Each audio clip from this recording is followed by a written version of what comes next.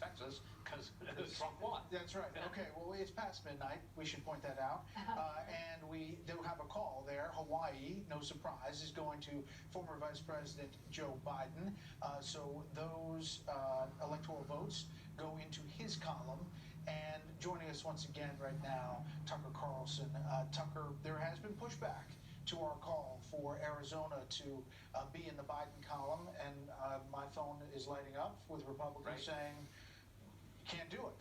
And you just heard me kind of grill Chris Starwald on that. They're standing by that call as of this hour. Yeah, I mean, there's been a great deal of pushback from the president, his staff, the governor of Arizona, apparently more than 1 million ballots still to be counted. I'm not privy to the math. I'm not certain how that, even after the explanation from Chris Starwald, how that decision was made. So I'm sure there was a reason for it. I don't know what it is. I do know that people are very concerned about the media in general. I think our viewers trust us, but people are concerned. I do know as a factual matter that the claim, and I think I'm quoting now, our pre-election polls were really, really good, is just not true. I mean, if that were true, then the New York Times wouldn't have given Joe Biden a 70% chance this morning of winning Florida. Some polls were good, a lot were bad.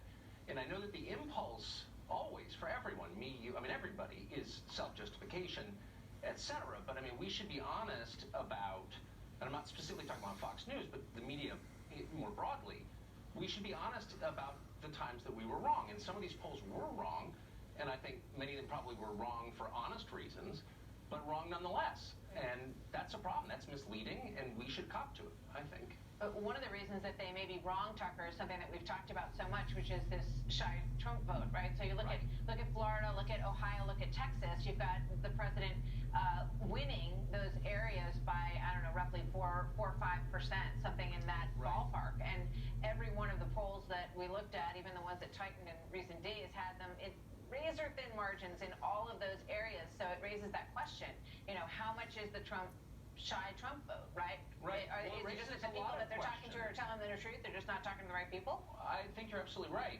But the most basic question it raises is this a free country?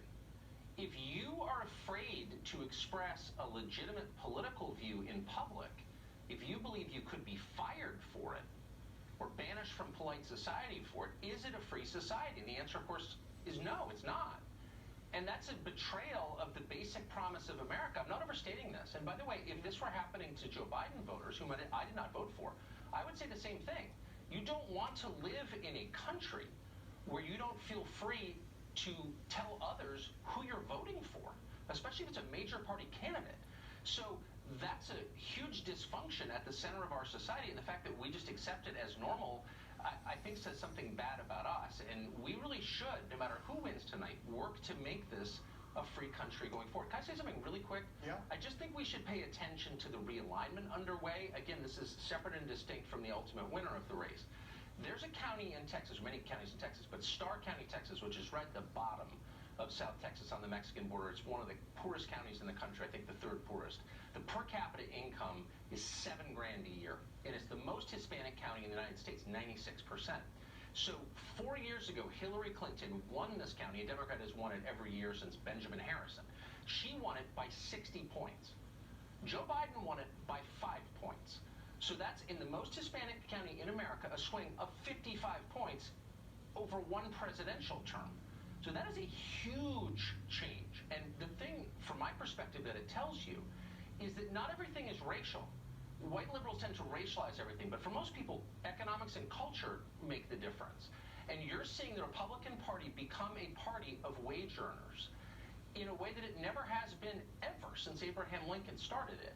And I just think that is maybe the biggest change to come out of the Trump first term.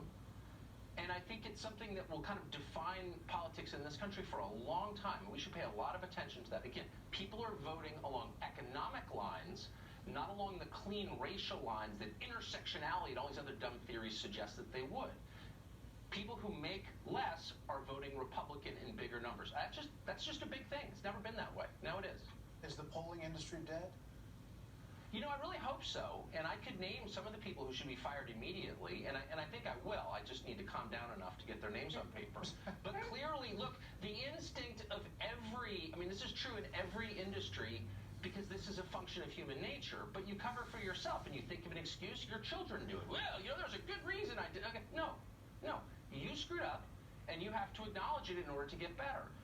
But we in the media, I think, are particularly good at pretending that there's some reason that we misled our viewers or our readers. And we really should stop doing that because too much is at stake. And the first way to fix it is by holding the people who screwed up accountable, and that's just by firing them. And they can go do something useful like hang drywall or learn to paint or do something else. But they cannot keep discrediting the work of the rest of us by screwing up in the way that they have. I think that's a fair ask.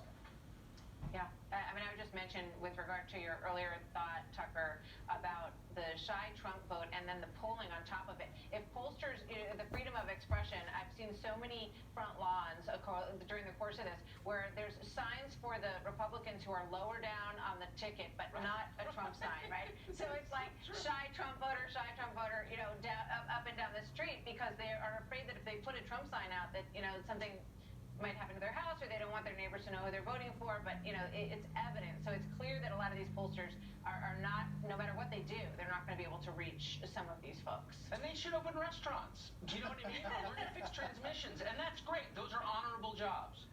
Tucker, as always, thank you. Congrats on the ratings. Let's go to Bill Hemmer. Bill,